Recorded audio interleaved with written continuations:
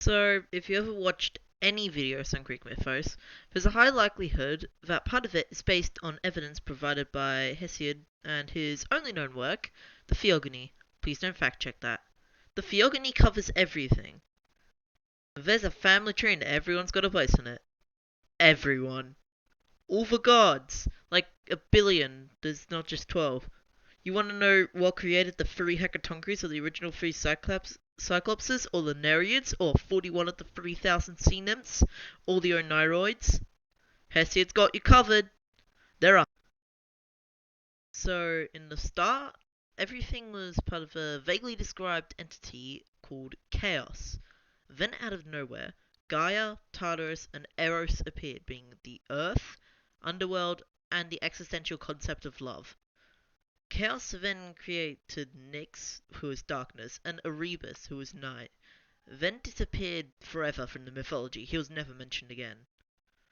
Nyx and Erebus start creating the day-night cycle and other concepts, while Gaia makes an equal and opposite in Uranus, who represents the sky. They create 3 Cyclopses, 3 Hecatonkries, and 12 Titans. They are all united in hating Uranus, though, which it's not really explained until he imprisons his more monstrous children, aka the Cyclopses and Hecatonkries. Gaia got fed up with him and took a scythe to the Titans. He asked them to kill him, and the youngest, a farm titan called Kronos, took up the offer and cut Uranus into 80 bits. Unintended side effect: one love goddess, this being Aphrodite, forming from the foam around Uranus's castrated bulls. The Titan Age began. Death and destruction gods, as well as monsters, start popping up everywhere as well.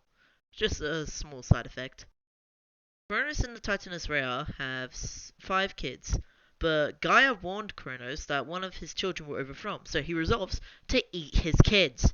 After he eats Hestia, Demeter, Hera, Hades, and Poseidon, Rhea decides to save her 6th child, Zeus. She replaces him with a rock, and Kronos eats it, thinking it's Zeus, who is then raised by Gaia in hiding. He decides to overthrow Kronos and restore his siblings. He teamed up with an oceanid nymph named Metis and poisoned Kronos, who threw up all of his siblings. With them restored, he wages war against the Titans, and he also freed the Cyclopses, and in gratitude they made him his lightning bolts.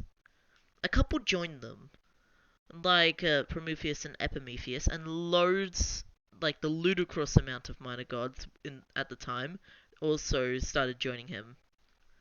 The war took a while before Guy suggested using the Hecatonkries, which turns out to be exactly what he needed. If you're wondering what a Hecatonkry is, it is a 50-headed, 100-handed giant that throws rocks and is ludicrously powerful. Oh yeah, and it's as tall as the sky. The Olympians defeat the Titans and send the Titans to Tartarus. The Olympian age begins.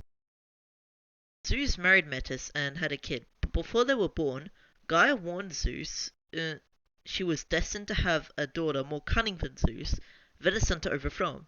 Zeus responds by absorbing Metis. It's kind of weird. But one day Zeus gets a splitting headache, and when he responds very literally by smashing his head open, out pops Athena, fully grown and ready for war.